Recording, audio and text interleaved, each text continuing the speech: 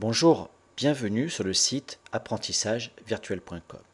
L'objet de cette leçon est de nous expliquer comment fabriquer un compteur pour éviter des saisies parfois complexes de valeurs numériques. Pour cela, nous allons découvrir le contrôle toupie et le contrôle barre de défilement.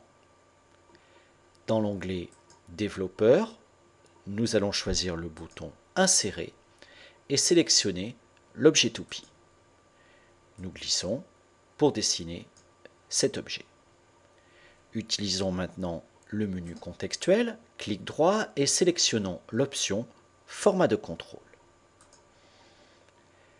Nous devons en premier lieu indiquer la valeur active, c'est-à-dire la valeur actuelle, la valeur par défaut de notre compteur.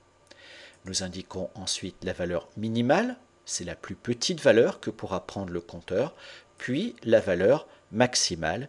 Ici, par exemple, nous allons bloquer le compteur à la valeur 20. Ensuite, le changement de pas nous indique la valeur de l'incrément. En dernier lieu, nous devons indiquer la cellule liée, c'est-à-dire la cellule qui recevra la valeur du compteur. Ici, il s'agira de la cellule E1. Validons notre boîte de dialogue et testons l'utilisation de la toupie. À chaque fois que nous cliquons sur la flèche vers le haut, la valeur s'incrémente bien de 1. Vers la flèche vers le bas, elle se décrémente de 1. Une autre possibilité pour fabriquer un compteur est de détourner l'objet barre de défilement de son utilisation initiale. Utilisons à nouveau le bouton Insérer, sélectionnons l'objet barre de défilement et dessinons cet objet.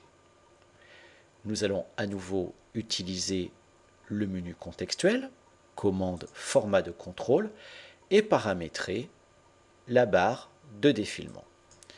Une valeur active, une valeur minimale, une valeur maximale et un incrément sont à nouveau indiqués.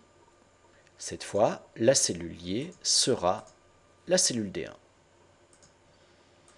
Testons la bonne exécution de notre barre de défilement.